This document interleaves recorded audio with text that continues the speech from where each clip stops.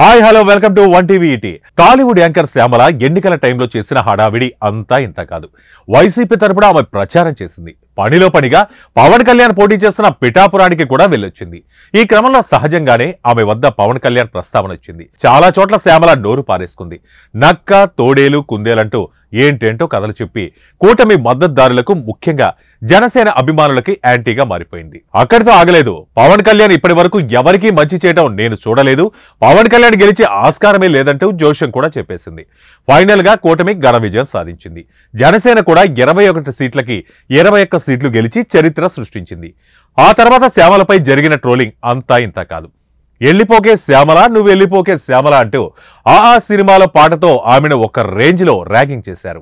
ఈ క్రమంలో కక్ష సాధింపు చర్యలు వద్దంటూ పవన్ కళ్యాణ్ చెప్పిన మాటతో సేఫ్ అయిపోవాలని చూసింది. పాపం అది కూడా వర్కౌట్ కాలేదు. మరోపక్క శ్యామలకి ఇప్పుడు స్మాల్ స్క్రీన్ పై ఆఫర్లు రావటం లేదు. ఇండస్ట్రీలో చిరంజీవిని, మెగా ఫ్యామిలీని అభిమానించేవారు ఎక్కువ.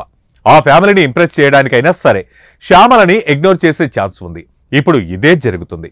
ఈ క్రమంలో శ్యామలకి అసలు విషయం తెలిసొచ్చింది. తాజాగా పాల్గొన్న ఒక ఇంటర్వ్యూలో జనాలు సంక్షేమ పథకాలకు మొగ్గు చూపుతారు అనుకున్నాడు, కానీ అభ్యర్థి వైపే మక్కువ చూపారంటూ చెప్పుకొచ్చింది. అలాగే తన ఈవెంట్లు వంటివి హోస్ట్ చేసే అవకాశాలు కూడా రావటం లేదని, ఇది ఒక ఫ్యామిలీ పట్ల జరిగిందా లేక ఇంకెవరి హస్తమైనా ఉందా అనేది తనకు తెలియదని అభిప్రాయపడింది శ్యామల. ఏదైతేనేం శ్యామలకి బుద్ధొచ్చింది. నోరు అదుపులో పెట్టుకుంటే ఇంకా మంచిదంటూ కొందరు సోషల్ మీడియాలో కామెంట్లు పెడుతున్నారు. సో ఇది ఇవాల్టి మూవీ అప్డేట్స్. మరిన్ని అప్డేట్స్ తో మళ్ళీ కలుద్దాం. Until then keep watching one TV.